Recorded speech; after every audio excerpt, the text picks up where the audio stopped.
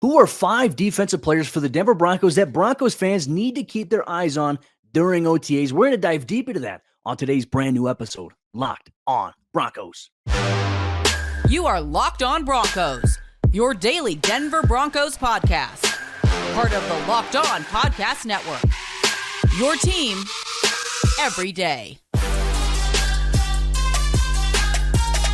What's up, Broncos Country? Welcome into a brand new episode, Locked on Broncos, your daily Denver Broncos podcast, part of the Locked on Podcast Network, your team every day. Thank you so much to everybody in Broncos Country for tuning in, making Locked on Broncos your first listen of the day every single day. Shout out to all the everydayers out there as well. Subscribe or follow for free on YouTube or wherever you get your podcast so you never miss out on a day's worth of Broncos news content coverage every single day, all year long. I'm your host, as always, Cody Roark, Broncos reporter for Mile High Sports, joined alongside, as always, by my co-host, Sayre Bedinger. He's the site expert over there, predominantlyorange.com. Sayre, OTAs will continue this week for the Broncos. Tuesday, Wednesday, and Thursday. Media gets access to Thursday's practice, but based on last week in terms of what we saw, it's really important, I think, identifying some players here early on that Broncos fans should probably pay attention to a little bit.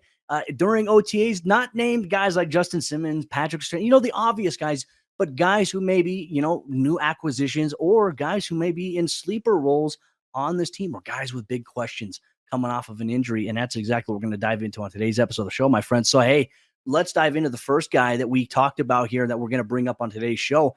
That is Randy Gregory, and he is an important player that Broncos fans need to pay attention to all throughout OTAs. And Sayre, here's the reason why.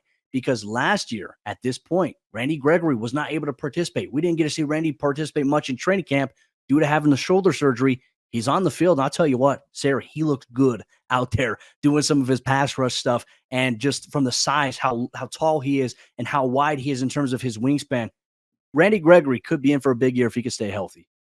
The Broncos need a career year out of Randy Gregory in 2023, don't they? Because we saw last offseason they prioritized him amongst a number of really prominent pass rushers in free agency.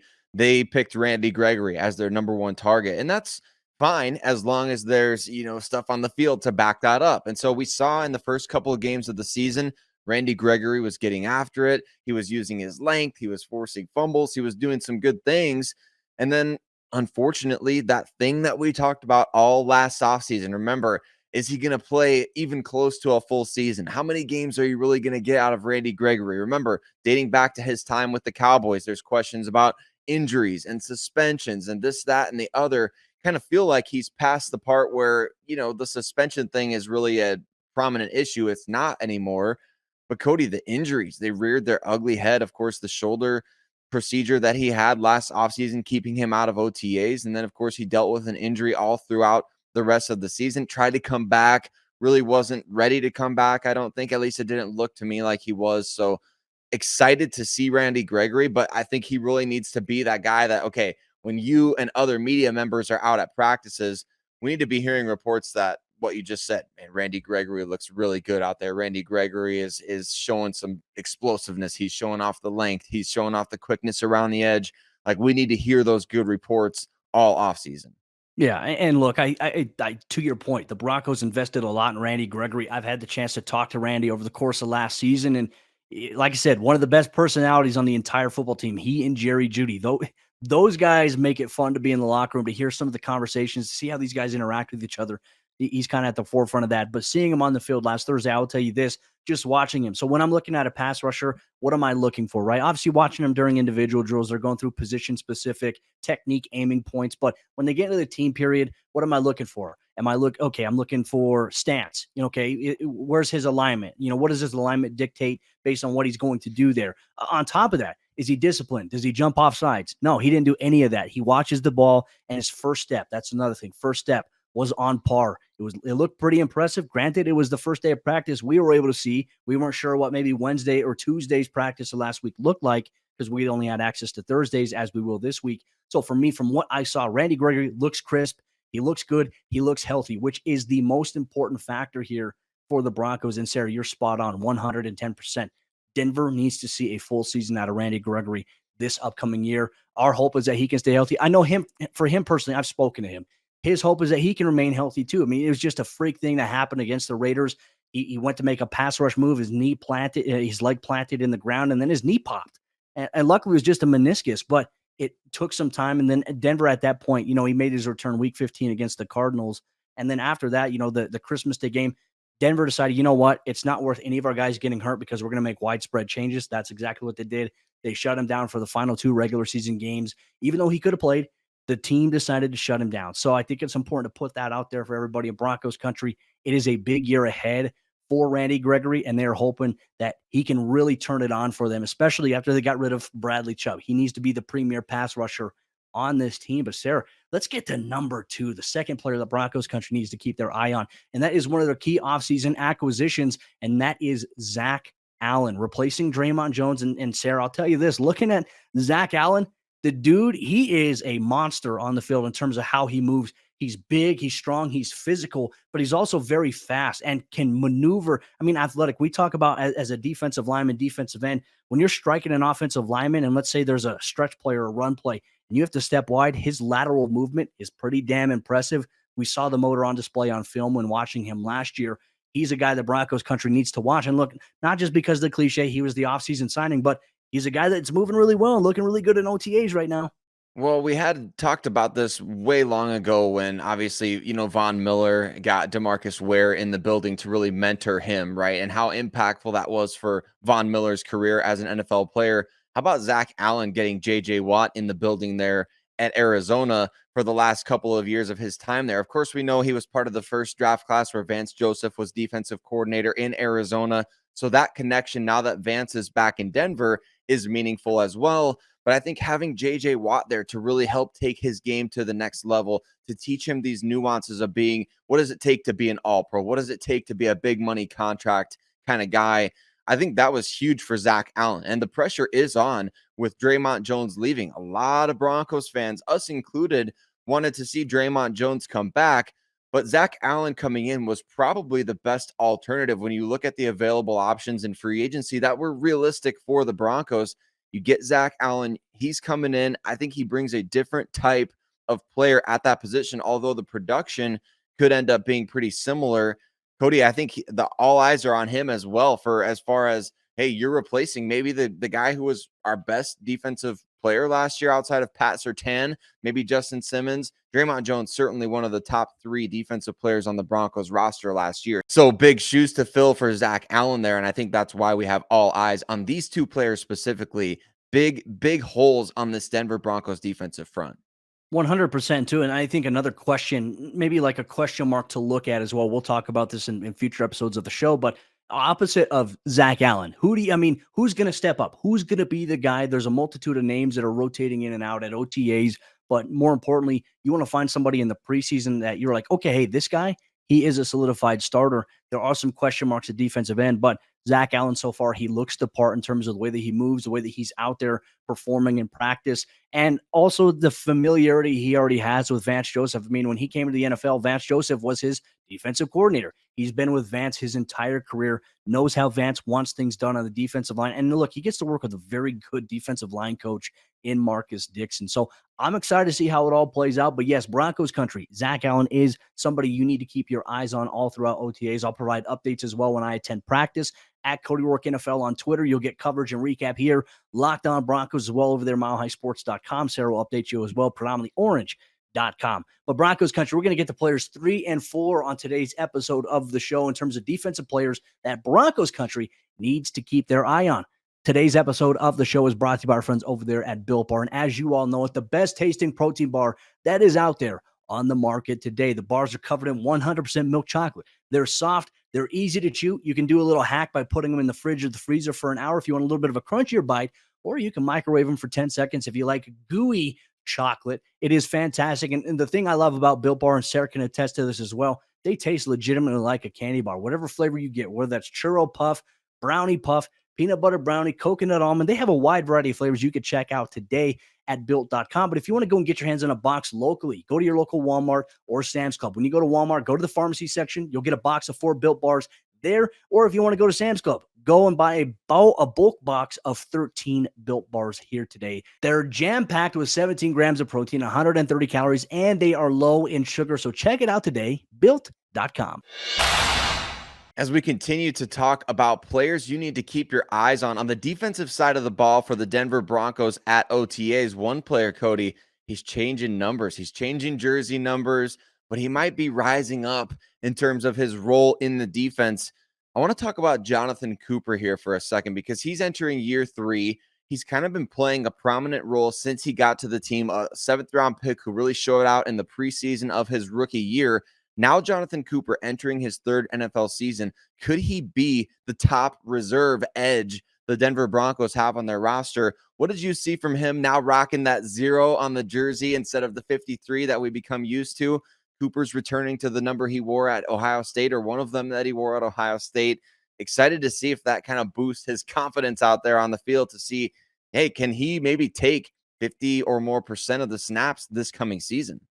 I think that's the aiming point, right? I think that the expectations for a guy like Jonathon Cooper are significantly high. Look, as Sean Payton has alluded to in the past, it's not about where you went. We know that Jonathon Cooper went later in round 7 because of the concerns around a medical issue that he had fixed with his heart. And luckily he's good. He's good to go. And he stepped up and he played a pretty big role for the Broncos defensively last season in a rotational role. And look, the Seattle game, he came out and he's just playing with a high motor. Unfortunately, he got a penalty just because the emotions were high in that game. But aside from that, you can definitely make the argument he was one of their better pass rushers from, a technique standpoint, from a production standpoint, in terms of against the run, not letting anything get outside of him. Very good discipline in terms of edge contain. And you want to have a guy like, look, in today's NFL, you and I've talked about this, and I think the mindset for the NFL defensively at least has shifted. Remember the days back when the 4-3 defense was, the primary around the NFL, and you could have single high safeties because you had really good man cover corners. That's kind of gone away from the NFL. So now it's transitioned to where you need multiple guys who can rush the quarterback and play against the run. And I think Jonathon Cooper, I think you can make a very solid argument, Sayre, that he's probably one of their best edge defenders against the run. And also he is a guy that has a high motor that does create pressure and penetration in pass rush situations. And look, maybe he's not the starter right now because the optics are they want Randy Gregory, Baron Brown to be the guy. Jonathon Cooper, I feel like if he can stay healthy, I know he dealt with an injury coming into training camp last season.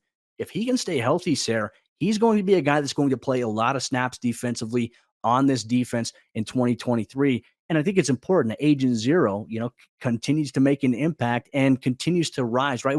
For a guy who's drafted in round 7, you come in and, okay, what does your rookie season look like? He was very impressive as a rookie. Second year, pretty impressive, all circumstances considered, and then all of a sudden, year 3, what are the expectations? You want to see that continued trajectory upward. And I think Jonathon Cooper has all the tools to be able to do just that. I think he does too. I mean, going back to prior even to his rookie season, when he was at the Senior Bowl, got the chance to see him do some great things on the edge that you're like, wow, this guy is not just a twitchy speed guy off the edge. Like, he can really set the edge. He's got great upper body strength.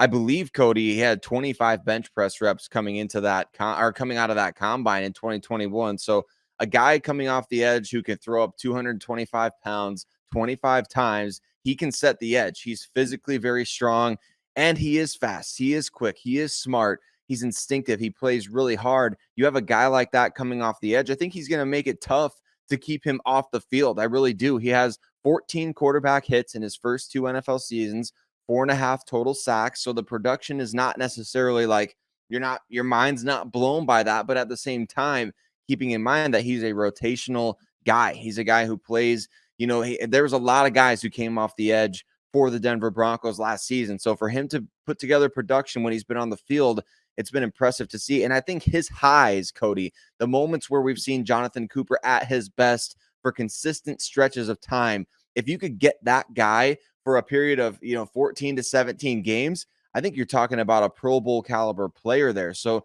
it's now just going to be about getting consistency out of him, not just having those flashes, but really having that, keeping that high level of play. Every time you get out there on the field, they're like, man, we can't take Jonathon Cooper off. So we'll see how he does now that Agent Zero is back. Well, here's even another wrinkle maybe we can look forward to. I think there's also a chance he could even play defensive end for Denver, right? Opposite of Zach Allen. I mean, if Denver really wants that combination, they could They could even move Randy Gregory to defensive end in certain packages, have Cooper and Browning on the outside. Denver has all the tools here and all the players, I think, right now to be very, very creative with their defensive scheme. That just popped into my head, and hopefully we do see that this upcoming season. But let's get to another player as well here. Number 4, in terms of the 5 players on the defensive side of the ball, Broncos country needs to pay attention to. He's back, Caden Sterns, Sayre. I know that there was some talk in the offseason about what's the timeline like with his hip. He had reconstructive hip surgery after week 5 last season against the Indianapolis Colts that shut him down for the year. His rehab has been going really well. I'll tell you this, from what I observed last week at OTAs, Caden looks like he bulked up muscle-wise, but he still moves pretty damn athletic. So I don't think he lost any of his athleticism, which I think usually if you're coming off reconstructive hip surgery, I think maybe one of the bigger questions that people have is, how is your fluidity, right? Because so much about being a defensive back and a safety, it's that back pedal. It's being able to flip and turn your hips and run and be able to go make a play, in the deep post, whatever it may be, or cover deep or come up. It's being able to plant your foot. And so far from what I have observed during practice, it doesn't seem like he's been limited in any facet whatsoever. So that is very, very good news. And that, yes, we know Kareem Jackson is back for the Broncos, which to me, I think makes things intriguing. Denver can also be creative with how they use these safeties. I know you and I have talked about Justin and Caden. You really want to see what Caden Sterns can bring as a starter. We've seen great body of works from him in a small sample size. You want to see it with the full sample size now. But I'll tell you this, Caden Sterns, he looks bulkier in terms of upper body, shoulders, arms, but still moves like a lightning bolt. It's one of those guys that I think everybody is eager to get to see working with that starting defense as we roll through OTAs into training camp, into preseason. Look, Kareem Jackson kind of came out and said it, didn't he? That he doesn't necessarily see himself taking a diminished role. Like he's going to go out, he's going to make Caden Sterns earn that job if that's what the Broncos in fact want to do. And I think that's the exact right move for this coaching staff to take. Don't give anything to anybody necessarily. Just like we talked about with other position groups, make Caden Sterns go out there and beat Kareem Jackson for his job. Just like we're talking about these undrafted players. Okay, you bring in a defensive lineman like Tyler Lancaster. That move doesn't really make a ton of headlines, but it does for somebody like PJ Mustipher or these undrafted, these younger guys on the D line, because it's like, hey, you want to beat a guy who's played almost 60 career NFL games, you got to go out there and outperform that guy. The same is true of Kareem Jackson in the defensive backfield with Caden Sterns. You want to out-snap Kareem Jackson on this defense, you're going to have to go out every single day in practice and prove that you are able to do exactly that. And so I'm very much looking forward to seeing Caden Sterns and Kareem Jackson competing this offseason. And of course, got to throw PJ Locke into that mix as well. But Caden Sterns seems to be the guy that I feel like right now, Cody, everybody in Broncos country is kind of anticipating being one of those potential breakout players on defense. And that's why we have our eyes on him here at OTAs. 100%. And there's going to be some training camp competitions. Once we get closer to camp, I mean, we're still a little bit of ways away, Broncos country. We'll have complete previews of every position, every storyline, every position battle that we expect to see at training camp. We'll dive deep into that in future episodes, Locked On Broncos, but there is healthy competition along the way in that safety room. These guys are all supportive of one another, even though that some guys are competing for a roster spot. And I think that's the ultimate thing is when you have a room like that, tight-knit, led by guys like Kareem, like Justin Simmons, the leadership that those guys have. And now look, veterans now, PJ Locke, Caden Sterns, they're veterans in the NFL now in terms of designation. So I think there's a mutual respect and an understanding. They're like, hey, we love each other, but yeah, we got to compete because, this is my career, this is your career. And, you don't want anything bad to happen to anybody, but competition is like, hey, I'm trying to play. And I always think it's a good thing to be able to see that because you're going to see the best out of these guys come training camp, come preseason. We're excited for it. But Broncos country, we're going to continue this conversation on 5 defensive players that you need to keep your eye on all throughout OTAs. The Broncos had an undrafted gem at cornerback at one point in time. Could they have another one on their hands? We'll dive deeper into that in today's episode, Locked On Broncos. Real quick, let me tell you about the Locked On Nuggets podcast. The Denver Nuggets are headed to the NBA Finals with Game 1 expected to start on Thursday. Adam Mares and Matt Moore have you covered with all the pick and roll action of your Denver Nuggets, led by Nikola Jokic, Jamal Murray, Michael Porter Jr., Aaron Gordon. They do a great job previewing what makes this Nuggets team operate so well and get a little bit of deep dive into their opponent for the NBA Finals. Check it out, Locked On Nuggets, wherever you get your podcasts or on YouTube. Could the Denver Broncos have another potential undrafted gem at the cornerback position going into the season? And is he somebody that Broncos fans need to pay attention to during OTAs? Thank you so much, Broncos Country, for tuning in, making us your first listen of the day every single day. We appreciate you so much. Also, shout out to all the everydayers out there who listen. We appreciate you taking time out of your day to listen or to watch us break down all things Denver Broncos every single day, all year long. Thank you so much, Broncos Country. Sayre, let's open up this can of worms right here. We always like to take a look at some of the stories, right? Denver has been known in the last, I don't know, however, a handful of years to find some really good undrafted gem players. And there's a player I think we all have our eyes on, specifically at cornerback, right? Because when we talk about the cornerback position, players to watch, like the most obvious names would be obviously Riley Moss, Patrick Surtain, Damari Mathis. We understand those guys are must watch regardless. But it's the names that maybe aren't being talked about that you need to keep an eye on that could make some waves during the offseason. And that is undrafted rookie free agent cornerback Art Green out of Houston. And I'll tell you this, Sayre, the one thing I like about him, he's got good size.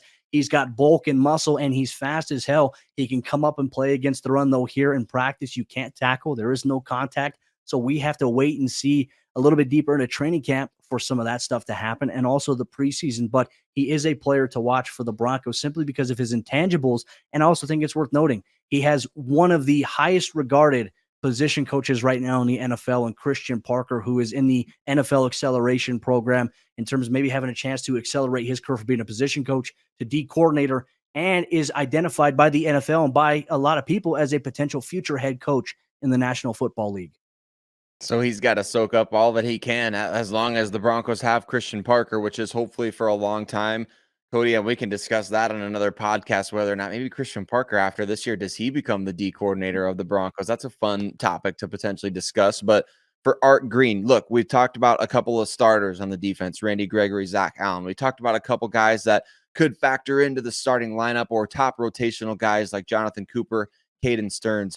But how about a guy here like Art Green who could round out your 53-man roster, right? When you're talking about who's the best 53 out of this 90-man roster, this is a guy who got a really big bonus, a really big guarantee on his salary for an undrafted guy to come in and potentially be exactly that, to be one of the best 53 on the roster. And what does he have to do in order to seize that opportunity? He's got to go out there. He's got to play special teams. He's got to make sure he's not having mental lapses out there on the field. He's got to go out there and show that his length and athleticism translates to making plays on the ball every single day in practice.